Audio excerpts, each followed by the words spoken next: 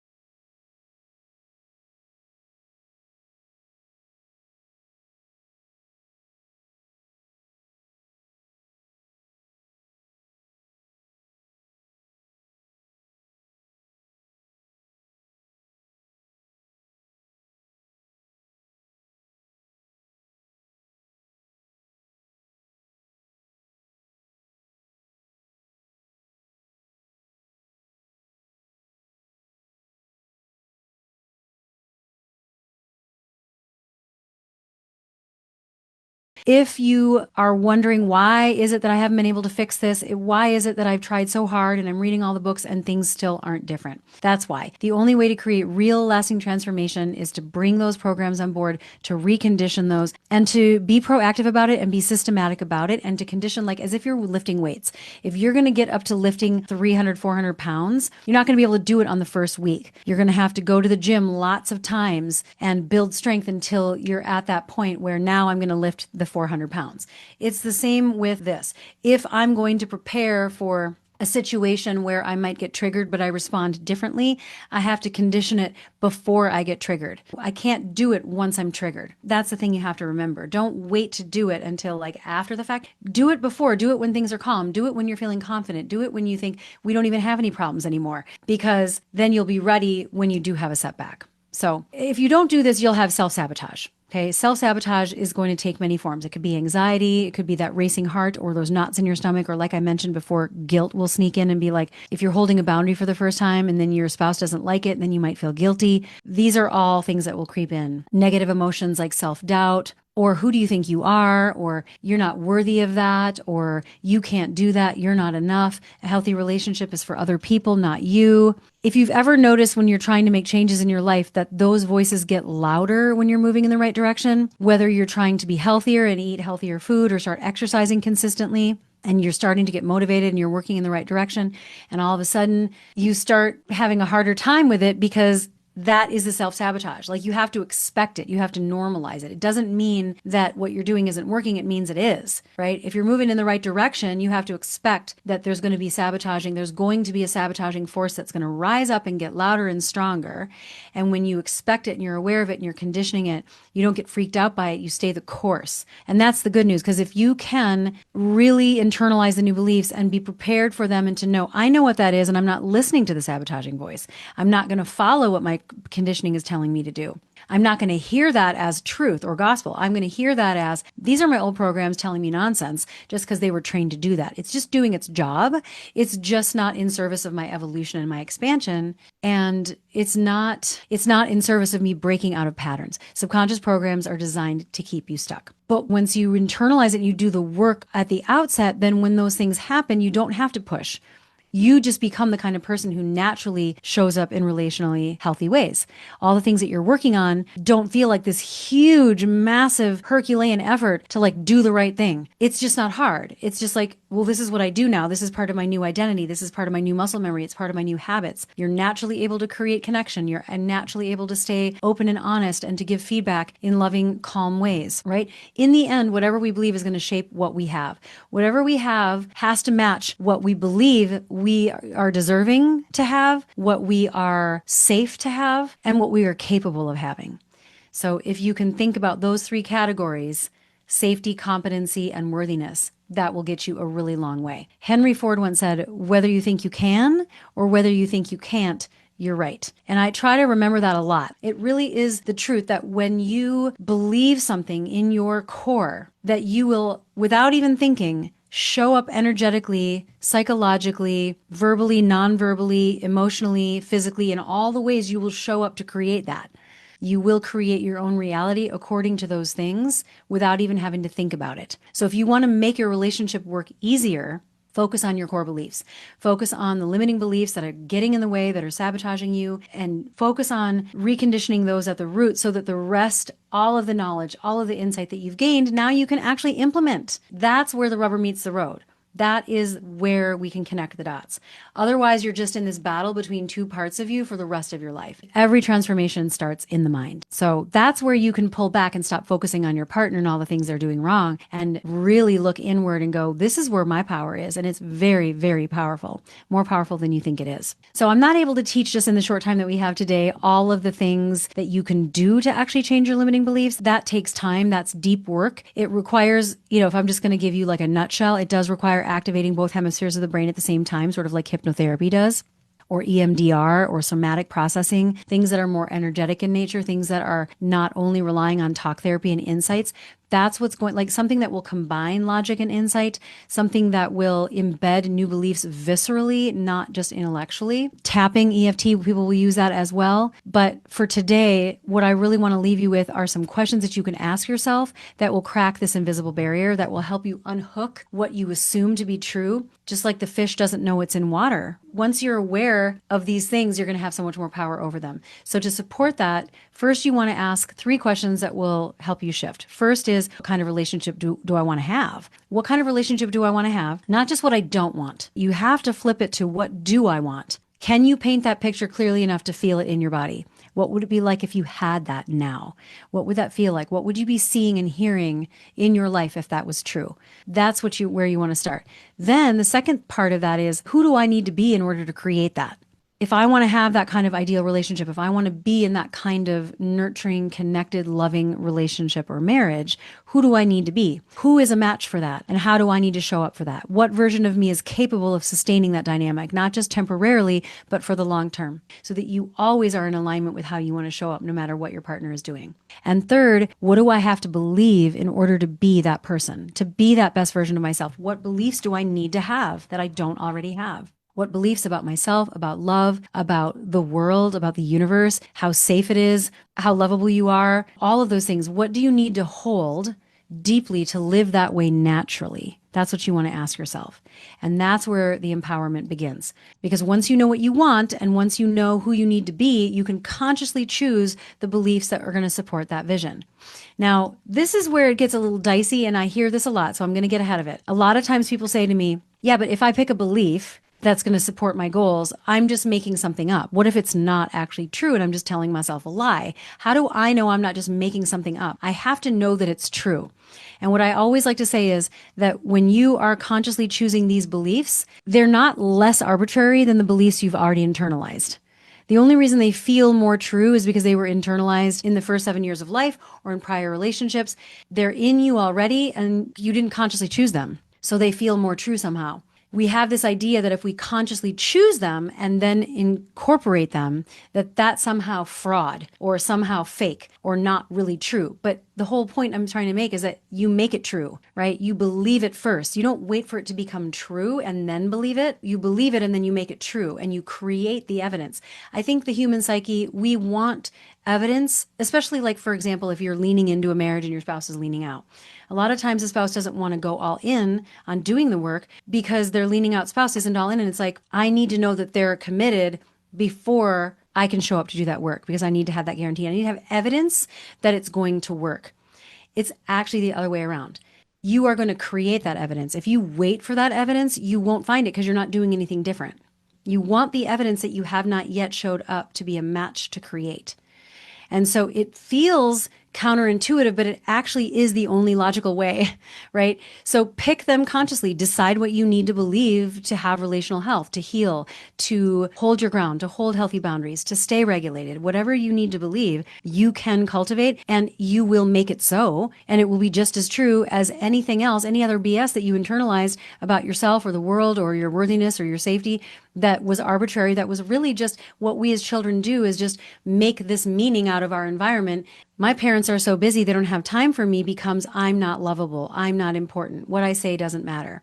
Our brains can't help it. It was just a false interpretation of the truth of ourselves and our value and our worthiness that just got locked in. Well, we don't have to accept that. So if you can say, I'm going to change that belief because that's going to support my goals, and then I'm going to, with the conviction that I've internalized through this work, well, then I'm going to show up in accordance with that. Then you create that. Then the question is, will your spouse meet you there or not?